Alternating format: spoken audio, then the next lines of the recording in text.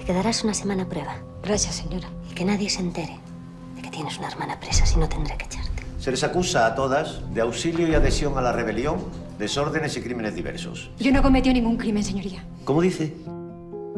Hermana, necesito que me hagas un favor. Que si por Dios no me pida eso.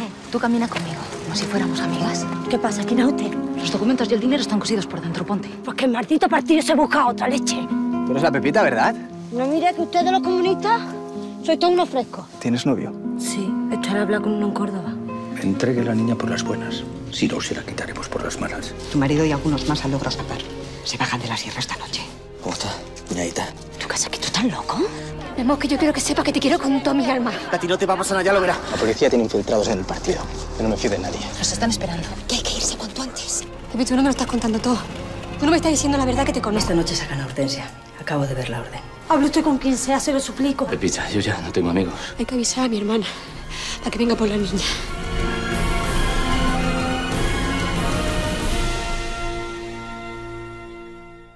Antes de empezar, sí que me gustaría dar unas breves notas de quién es Carmen profesionalmente y para que la conozcamos un poquito mejor, ¿de acuerdo?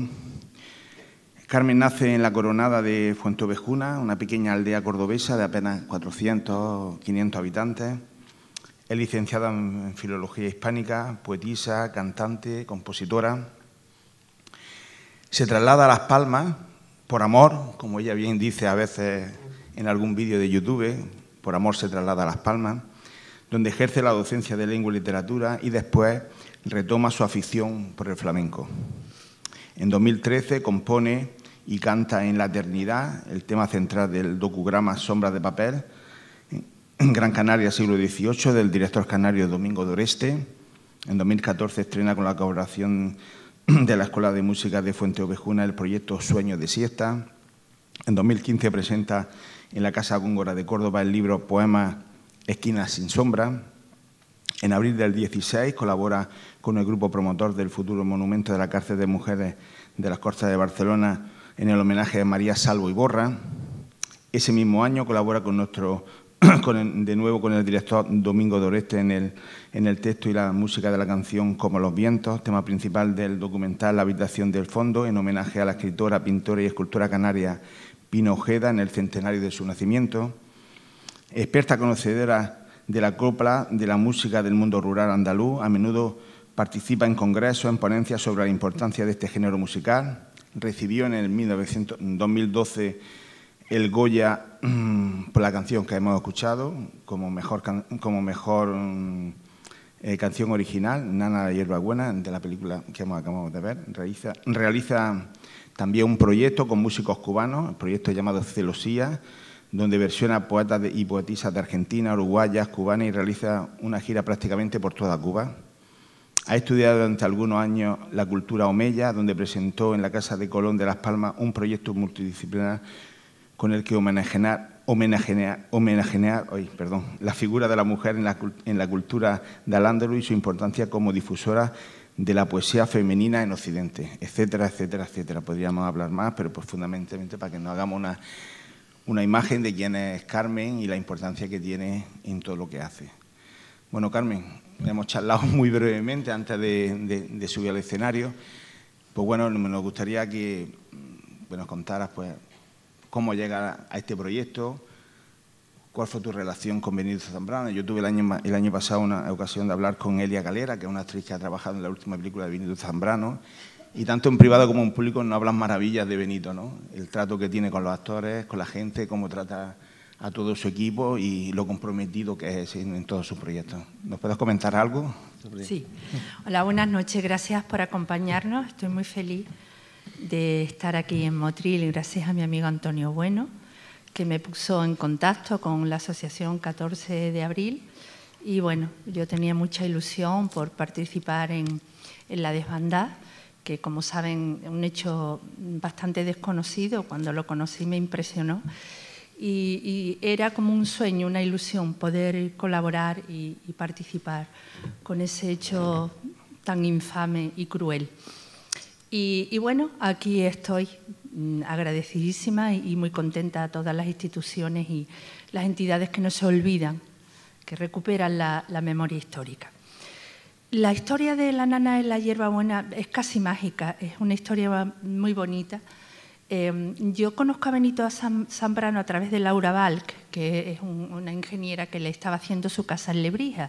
Entonces tomamos contacto, yo había leído la novela de Dulce Chacón y la había regalado mucho, me impresionó, esas dos hermanas cordobesas, esa historia tremenda.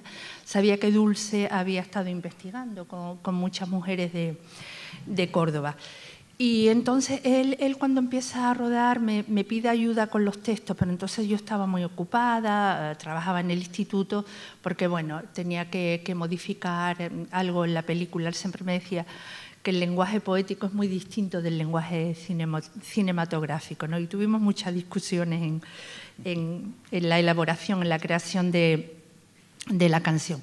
Entonces, cuando empieza a grabarla, yo estoy en Cuba, que había ido a intentar sacar adelante un proyecto que no fue posible, y mi amiga Laura me había dicho: Carmen, Benito está rodando ya La voz dormida, ¿por qué no le escribes algo, una poesía, una canción y se la haces llegar?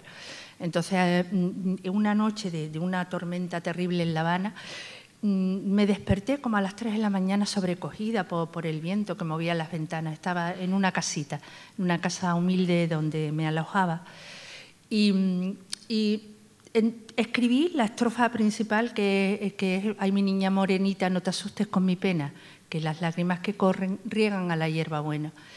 Cerré el cuaderno y me volví a dormir, pero en esos momentos yo sentí que sobre todo cuando digo que riegan a la hierbabuena, que había esperanza, que a pesar de todo lo que se sufrió en la guerra, en la posguerra, como ahí dicen, una guerra que nunca tuvo que haber sucedido, que tanto dolor causó, yo tenía esperanza, ¿no?, de que esas lágrimas, ese dolor, sembraran una hierbabuena, que es la esperanza de un mundo mejor, de que luchemos porque no haya injusticias, ¿no?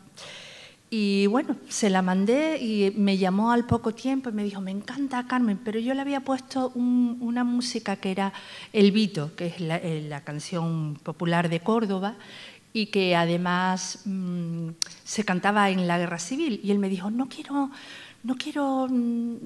eso tan folclórico, no quiero esa canción folclórica, quiero una nana. Y entonces yo dije: bueno, pues le cambió la música. Y una tarde, no sé qué estaba haciendo, ahí en mi patio, yo en Las Palmas tengo un patio, intento siempre que voy a algún sitio o que tengo una casa que haya patio, son mis recuerdos de Andalucía. Es una tierra que adoro, que es mi tierra, que la echo de menos todos los días. Entonces estaba en el patio y se me ocurrió, me acordaba de las nanas que me cantaba mi padre. Mi padre cantaba muy bien flamenco. Y entonces le puse la música, se la mandé y me llamó aquella noche: Carmen, me encanta, qué bien, la productora te va a llamar. Y bueno, eso fue el inicio y después fue un encargo de obra. Él me llamaba y me decía: Carmen, hazle una al padre. Carmen, que en la película no la pone, y la última, que para mí es la escena quizás más conmovedora, la última, ¿no?, de esa hermana, que es una niña, ¿no?, que tiene 17 años y se ve con su sobrina en brazos, la desolación que siente, ¿no? Y cuando le compuse esa estrofa que decía: el día que yo te falte y ya no pueda cunarte, tendrás 2 ojos azules y un corazón para amarte. Y pensaba en María León, ¿no?, con esos ojos que cuando ganó el festival de Cannes, de San Sebastián, que le dieron la Concha de Plata, y decían los críticos que sus ojos se comen la pantalla. Es una interpretación magnífica, tuve la oportunidad de conocerla en el rodaje y bueno, es fascinante, ¿no?, lo que hace. Entonces, bueno, pues así fue, le llegó la canción, me llamaba, les puedo asegurar que muchas noches estaba hasta dormida porque terminaba el rodaje y me decía: Carmen, es que he pensado que esa palabra, no sé qué. Yo le decía: pero Benito, es que yo compongo de forma poética. Y decía: pero es que ese lenguaje traducido al cine se confunde, Carmen, se confunde. Y yo decía, y cuando terminaba digo: estaba dormida, Benito. Ay, perdona, Carmen, pero es que termino de rodar, no me puedo dormir. Y bueno, es una persona, diríamos, tan comprometida, tan seria, tan formal en su trabajo, porque he tenido oportunidad de que las actrices de esta película me contaran, ¿no?, Y de verdad, me decía María León, porque él me invitó en marzo del 2011, me dijo, Carmen, ¿tienes unos días? ¿Puedes venir a Andalucía? Y le dije, ¿por qué? Dice, porque estoy rodando en la cárcel de Huelva, que es la única cárcel franquista que quedaba en aquellos momentos, y me gustaría invitarte a que vieras una escena. Y lo organicé y fui, ¿no? La escena que yo vi es la escena de la capilla. Cuando estaba Benito aquí sentado y aquí, y entonces que decía, venga. La última, ¿verdad? Sí, la última. Decía, venga ya los cámaras, venga, espabilaros, que la niña, que esta niña Inma Cuesta lleva, venga a echarse gotas, que no sé qué, que no sale. Y entonces, claro, yo cuando están las dos, Ana Wagnerer y Inma Cuesta con la niña, yo me había encontrado a la madre con la niña en el pasillo, una madre muy jovencita, y dice, es la niña, no sé qué. Y Benito, entra cuando me vio. Y entonces yo empiezo a mirar esa escena y, claro, no me lo esperaba. Cuando empieza Inma Cuesta a cantar mi canción, me puse a llorar. Que Benito, ¿pero qué te pasa, muchacha? Digo, ¿qué me va a pasar? Es que es mi obra. Es que es una emoción, no sé, profunda, tremenda, ¿no? De ver aquella escena, bueno, donde creo que intenta de alguna forma mostrar que un bando perdió y sufrió mucho más, pero también había personas compasivas en el otro bando, ¿no? Y de hecho Ana Wagnerer se llevó el Goya también como actriz de reparto. Y María León estaba allí. Yo cuando entré en esa cárcel que estaba decorada con unas banderas tremendas de la Falange y con las banderas, con una cruz armada y tal, hacía un frío tremendo. Y yo decía, Dios mío, es que aquí se tenían que morir, es que esto era... Y me impresionó. O sea, yo vi aquello y me quedé sobrecogida. Iba con una amiga y ni hablaba, ¿qué te pasa? Y decía, nada, ¿no? Entonces, bueno, estaba Inma Cuesta rodando, estuvimos saludando, pero estuve mucho rato con María León. Y María León me decía, mira, Benito es tan serio en su trabajo. Dice, ¿tú sabes lo que nos hizo? Nos entrevistamos con unas mujeres republicanas que todavía vivían y ellas nos enseñaron cómo dormían en la cárcel. Porque Benito decía, no, que os hablen y que veáis lo que sufrieron, lo que pasaron, ¿no? Dice, nos hacía y las ponía, mira, nos poníamos así unas contra otras porque teníamos mucho frío, porque, claro, todos ahí intentábamos ayudarnos. Y yo decía, digo, bueno, pues eso, o sea, ese compromiso. Me acuerdo que cuando terminó el rodaje decía, me ha faltado una semana, pero no hay más dinero, me ha faltado una semana. Y me contó María León una cosa que la llevo en el alma muy bonita. Dice, mira, desde el día que llegó tu canción, Benito nos la pasó y la tenemos todos en el móvil y me decía, en los descansos quiero que la oigan todos, una y otra vez esa canción, porque esa canción contiene el sentir profundo de las mujeres, de esa gente que sufrió y tal. Y entonces, bueno, a mí aquello me llegó al alma, ¿no? Me llegó al alma. Dice, así que tu canción nos la sabemos todos de memoria. Todos de memoria. Y bueno, fue para mí una experiencia maravillosa, no puedo decir otra cosa. Diríamos que las tres cosas que más me gustan en el mundo son la literatura, el cine y la música. Y gané un Goya que engloba esas tres cosas.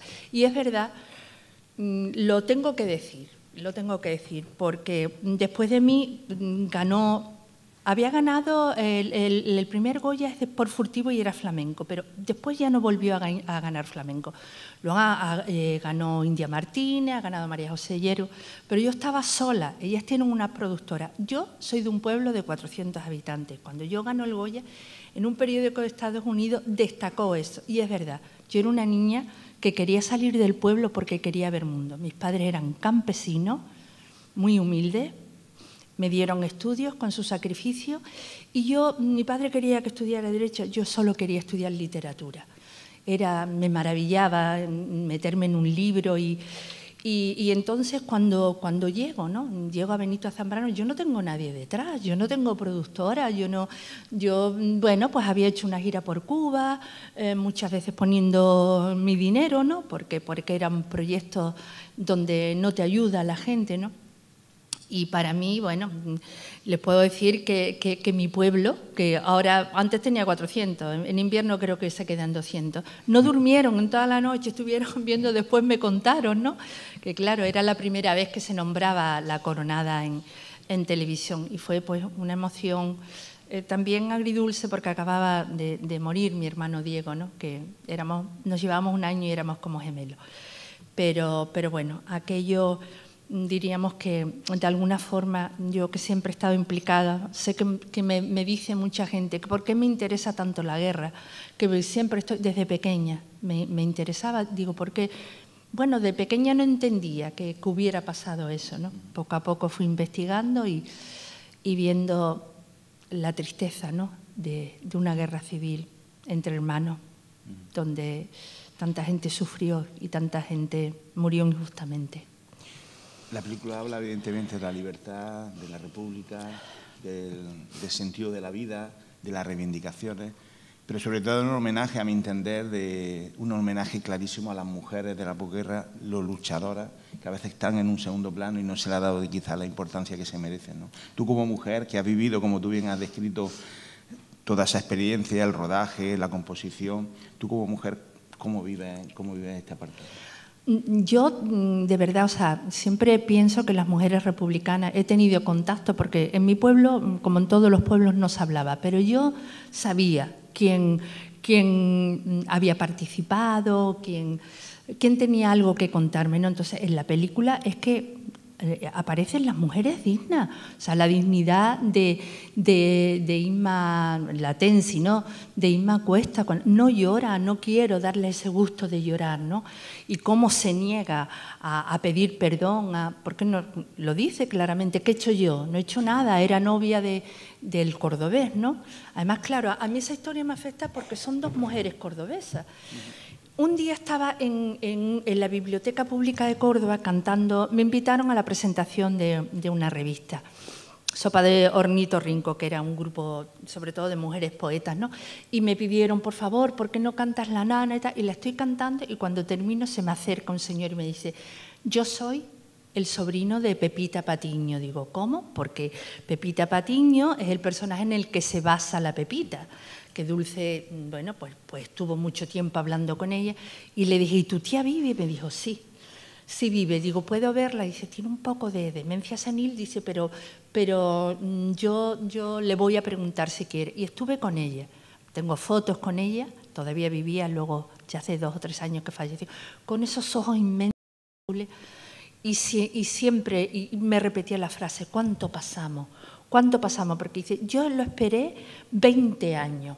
Dice, 20 años lo esperé.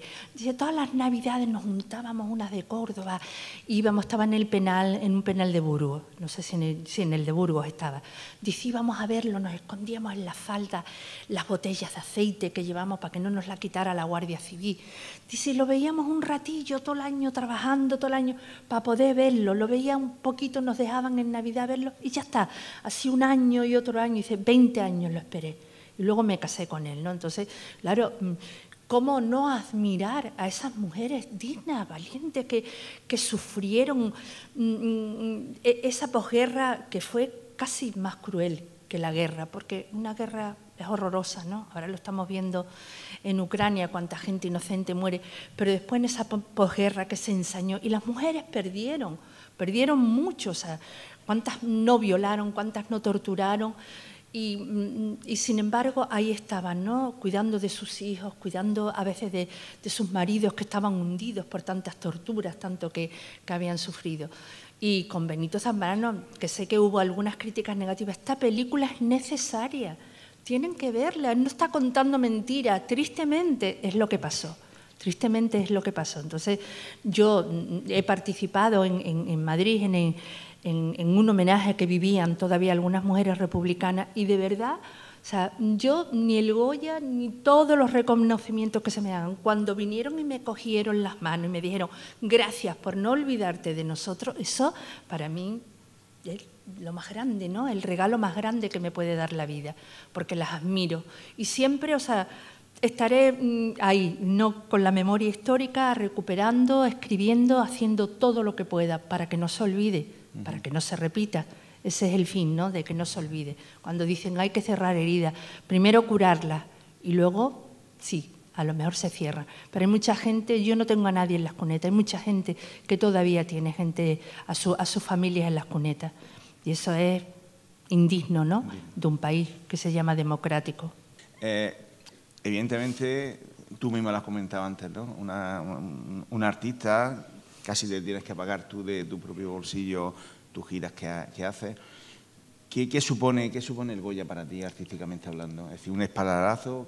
Sí, la gente me pregunta, ¿hay dinero? No, eso no es un premio económico, pero yo he estado en todos los países que he visitado, pues por ejemplo Uruguay, yo decía, una ganadora de un Goya, está en YouTube una entrevista que me hicieron en la Plaza Matriz, que está aquí y tal, bueno, te abre puertas, ¿no? Porque es así, o sea, porque no cualquiera, cuántos artistas, compañeros llevan toda la vida componiendo y no han tenido la oportunidad o la suerte, ¿no?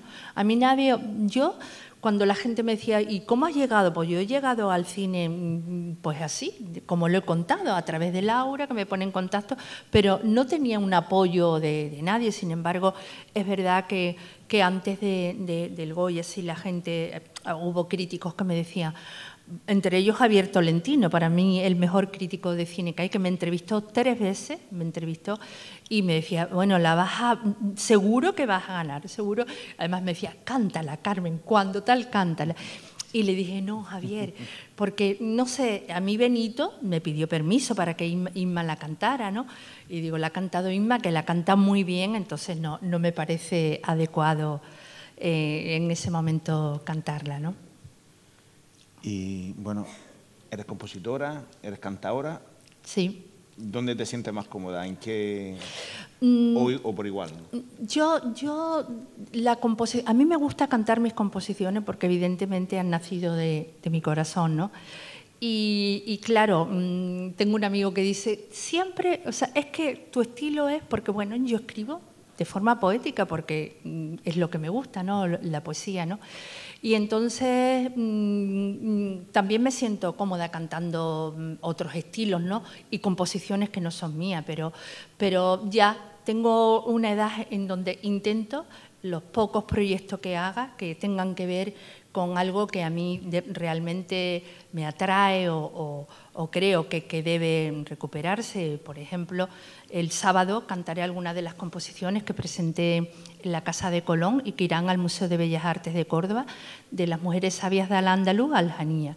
Entonces son composiciones basadas en música andalusí y en las poetisas de Al-Ándalus que trajeron la literatura femenina a Occidente y que fueron en la Edad Media muchísimo más avanzadas que, por ejemplo, las cristianas, ¿no?, que había. Y me siento, bueno, componiendo a veces, cuando es una composición de encargo que tengo que terminarla a tiempo, sufro, ¿no?, porque hay días en que no estoy inspirada. Lo que pasa es que ya al cabo de muchos años digo, bueno, hoy voy a dejarlo. He trabajado porque, por ejemplo, en la canción que voy a presentar el sábado, en la que he llorado mucho, viendo tantos testimonios de la desbandada. Gracias a Fernanda Alcalde, que me mandó muchísimos enlaces, yo también ya había estado investigando. Y siempre en las composiciones intento investigar, informarme, porque esa es mi inspiración. Aquí en la canción que se llama Alpargatas de Sangre está basada en testimonios de supervivientes, que son, porque ahí hay frases que a mí me parecen sublimes, poéticas, ¿no? Y es lo que he intentado reflejar, es como un romance, pero también canto testimonios reales de esas personas.